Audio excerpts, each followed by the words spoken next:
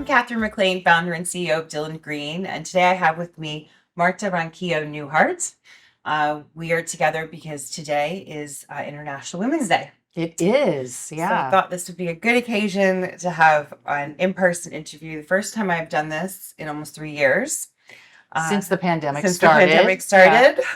So thank you for doing this with me. Thanks for having me. Marta is the former CCO and brand ambassador for Westinghouse. She's also a member of the board of trustees for Page. So for those of you who don't know, can you introduce yourself and tell us a little bit more? Yeah, I really kind of think of myself as a storyteller. I Yeah. think of myself as somebody who's been in corporate America at pretty high levels for most of my career. Mhm. And what comes with that is not only responsibility to your company, but for me, responsibility to my community. Mhm. And what can I do for my community given the success I've had in corporate America? Mhm. And what can I do with that, not only for the companies I work for, but the people that I hope Mhm. follow me someday, so I'm just not an only. Right. So I think of myself as a storyteller, and first and foremost, Mhm. I'm a business person and an entrepreneur. So I love business, all forms of business. I just really like it. I like how it works. I like how it changes people's socioeconomic status. And I like how so many companies elevate economies around the world because it's not just about jobs, but it's about lifestyles. And like I said earlier, that socioeconomic status, it really changes everything. Right, right. I think business is the great equalizer. Yeah, I couldn't agree more. I think it should be taught from an earlier age as well. Shouldn't it? Yeah. Yeah. And financial literacy. Correct. Yeah. So I know you previously worked at companies like Boeing, Medtronic, and Communications. How did you make your way into clean energy? It's kind of an interesting path because I've always been passionate about the environment. So when we talk about the climate crisis and issues around the climate, I've been thinking about this for years. Yeah. Not so much from a scientific approach, that's important, but how is it going to affect the generations behind us? And there's so much that needs to be done and continues to need to be done that I don't think we can take our foot off the gas on it. And I think it's something that every executive has to have some ownership in and think about what their companies are either doing to contribute to it or to take away from their carbon footprint. Right. And we're all in a position to affect it. I mean, you were talking earlier about your son and teaching your son about good practices around saving the environment. Yep. That adds up. Yep. And I think just having clean energy, having a clean environment for your son's generation and other generations to come, it's the right thing to do. Yep. Do you have any advice for those looking to go into clean tech? Yes, you're going to wake up every day if you're in clean tech thinking that you're having an impact, and you are. I mean, it's kind of like being a doctor. You wake up every day and you think, I'm going to go save lives. Yeah. That's what you do, and that's why you go into it. Yeah. So people like you and I went into clean technology because we wanted to have an impact. We wanted to take our platform and our voice and exponentially make it stronger. We not only felt like we had an honor to do it, but we had an obligation to do it. So somebody who's looking to go into clean tech, you're never going to wake up on the wrong side of the bed because you're always doing something that's going to help the environment. Yeah, I think it's such a good point. I absolutely love what I do, and I feel like it's so meaningful and purposeful. Hispanic and Latino women make up just 1.6% of senior executives nationwide. Only 2 Latinas have been CEOs of Fortune 500 companies. These were some stats that you shared with me from a USA Today article that I found absolutely staggering. Why do you think there is such a gap, and how do you think we fix it? I think there's a gap because of perceptions. So the USC Annenberg School did a study of all of the roles in Hollywood that went to Latinos. And so they said, okay, out of 10,000 roles, a small percentage of leading roles went to Latinos. Right. I mean, single digits, very small. The other roles that went to Latinos were very stereotypical. Narcos, they were sex workers, they were people that were downtrodden, they were unhoused people, things like that.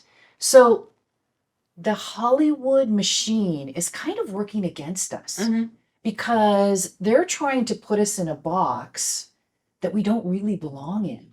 Sure, my ethnicity has people that are in every one of those categories, but we have so many more that are not. Right. We have so many more like me that are not. And so I think there's sort of this perpetuation in Hollywood that carries on that stereotype. So that's one data point. The other data point is some companies say they don't know where to go to get the talent. Okay. And really, if you're a fisherman, you go to where the fish are, Right. right? You don't make them swim upstream to you. Right. You know, you swim to where they are. That's what needs to have happen. Right. Even more so. And so a lot of companies are looking at having diverse slates, of course, with candidates who are very well qualified. And so that trend is actually happening right now as well. The other thing I would say is we have to support each other. We as women have to support each other. We as Latinas have to support each other. That has to continue. So if a recruiter calls me and says, Martha, I want to consider you for the C-suite role, and I'm not interested, I'm going to call up you, Catherine, and say, there's a C-suite role here. I think you should put your name in for. And if you are interested, I'm going to tell the recruiter to call you. Right. That networking needs to happen on a bigger scale. And I think once we get some traction with that, the numbers are going to change.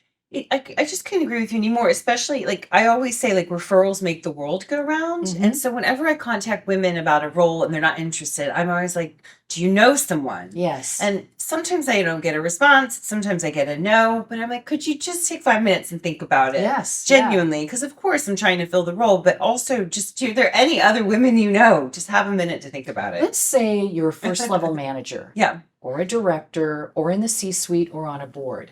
You know someone. Yeah. You didn't get there if you didn't know someone. Correct. So you're asking the right questions. Yes. Yeah. Yeah. Don't worry. Yeah. What was your upbringing like? Did you have any like strong mentors or role models that were like sort of helped you along the way? In my culture, it's really a matriarchal culture. And so the women in our family are really the strong points. Right. So my great-grandmother, my grandmother, my mother, all great role models for me. And how they thought about women's roles in the world. Now, these are women that lived decades, you know, my great-grandmother a century ago. Yeah. And so they lived in a world that looked nothing like the world you and I grew up in. Right. But they never left sight of how strong they were and how they wanted that generation behind them to become. There's a word in the Latino culture called chingona. So don't Google it because you'll get the wrong impression. Chingona just means badass woman. Right. And so I come from a long line of those kinds of women. And so there's something inside that says, you got this. This is going to happen. You've got inner strength. The hard part about all of that is sometimes when you're an only in the C-suite or on a board, you have to temper that with everything else that's going on in the room. So I think about the women whose shoulders that I stood on that got me here, but I also recognize not everybody else in the room grew up with that kind of environment. And so I really think about showing that strength in areas that add value and diplomacy. Yeah. I've been reading Glennon Doyle's book. And she talks about like how she's, you know, tried to raise two strong, capable women. Yeah. And she realizes that she had sort of been enabling her son and giving him a pass. And she says in the book that it's just as important to empower women as it is to empower men about how to treat women. Yes. And so it's something that really resonated with me. I get like goosebumps about it because, like, especially raising a son, like I'm not trying to teach him to be this strong, powerful woman, but I'm certainly trying to teach him to, you know, what the situation women are in and how to speak to women and respect women and be a gentleman. Yeah, it's so important. So So for women to progress in every element of life. Mhm. We can't do it alone. Right. Men are such a big part of Correct. that, right? And we're a part of their success. Right. You know, it goes both ways. So I think the generation behind us Mhm. is really getting it right Yes. because they're aware They're much more of aware. what the generations before them did Yeah. that really changed the gap. Yeah. That really widened the gap. Yeah. You know, it wasn't done intentionally. Yeah. You know, this all wasn't intentional. Maybe 100 years ago it was, Right. or 80 years ago, but not today. Yeah. It's such a different place. And I think men don't really realize how much power they have to help women. Correct. You know, so they Yep. look at us and think, oh, we're strong women, you know, they don't need us. Oh, yes, we do. Yeah. Yeah. I always This is say not a sideline sport here. some of the greatest mentors I've had are men Mm-hmm. who have been huge advocates Yes. for me. So it's important that we recognize that, like you said, it takes everybody. It's a You know, village. it's funny that you talk about mentors because I get asked often to speak at McKinsey. Mhm. They have a Latino academy and they asked me to speak. And one time they asked me, you know, who was your mentor in corporate America? Mhm. And it's funny because you've heard that song, One is the Loneliest Number. Yeah. So I've had those lonely moments Yeah. at one Dow component and 3 NASDAQ companies. But there were African American people Mhm. in the room that could cut a clear path through anything. Yeah. And I watched that because there were no Latinos in the room. Right. But they were, the African American people were in the room, and I saw them, no matter what came their way, they cut a clear path through it. Right. They became my mentors. Right. So it was a different race, but it was something that we had in common. Sure. You know, there were challenges, but let me say something about that as well, because I'm not a victim and I don't advocate people to be victims. And I think this is important.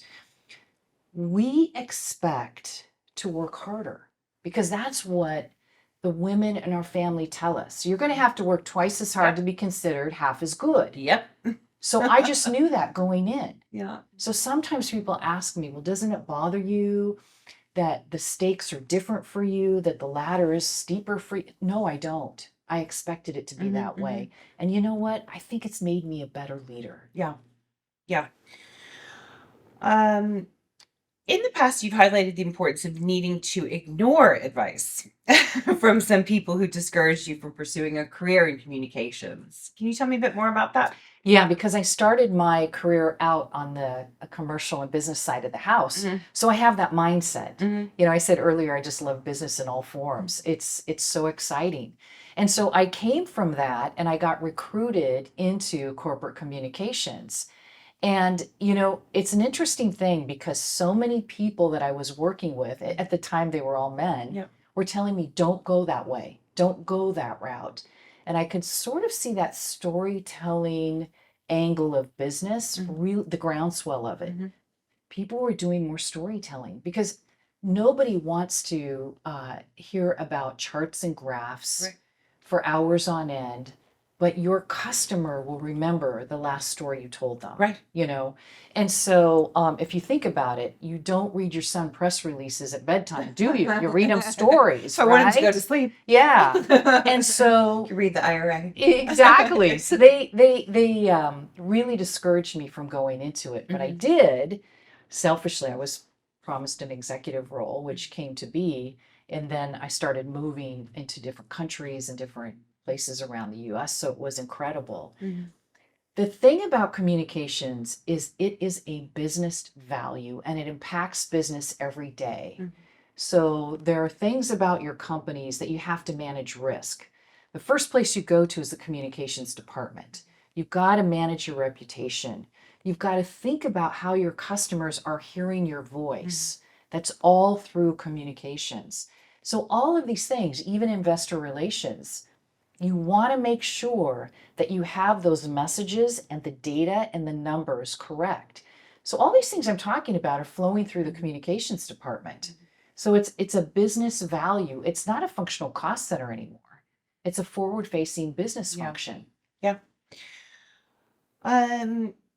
The final thing I want to talk about is, can you tell me a little bit more about your involvement in the Latino Corporate Directors Association, so the LCDA, Yes. particularly regarding board readiness? Yes. So there are a lot of organizations out there that have programs to get anyone, any executive, ready to get on a board. And some of them are really good, and others will just take your money. The Latino Corporate Directors Association takes that to another level. They put it on steroids. Okay. So they take very small cohorts of people who are board ready, so they meet the criteria of getting on a board. And then they take those people and they put them through a very intensive program of thinking about how are you going to sell yourself to a board? How are you even going to get tapped into the network of a board? How are you doing everything that's positioning yourself to do that? And what is good governance? Because good governance is everything about boards and the fiduciary responsibility that comes on top of it. So we were talking this morning about cybersecurity and systemic risk in cybersecurity for boards, Right. and how you really need to be able to answer the question, can you have a perspective of that on your board? In addition to customers, new markets, how we invest, all of those things. And if you can't, there's probably half of all boards out there that aren't going to want to talk to you. So the Latino Corporate Directors Association takes all of this into consideration and really puts their members through this in a way that positions them to not only respond to boards when they call, but to think about how to get in the line of sight for a board. It's two very different things. Right. Yeah. Just so people are aware, where can they go to get like more information about that? Are they quite into like networking, LinkedIn groups? Yes, very much so. So the LCDA, the Latino Corporate Directors Association website, Mhm. so you can just Google Yeah. LCDA and it will come up. Sure. And there's a lot of information there about how you can join, Right. and a lot of information about all of the services that we provide. It's pretty remarkable. That's great. Yeah. Well, thank you so much for speaking with me today. Thank you. Happy International Women's Day. Same to you.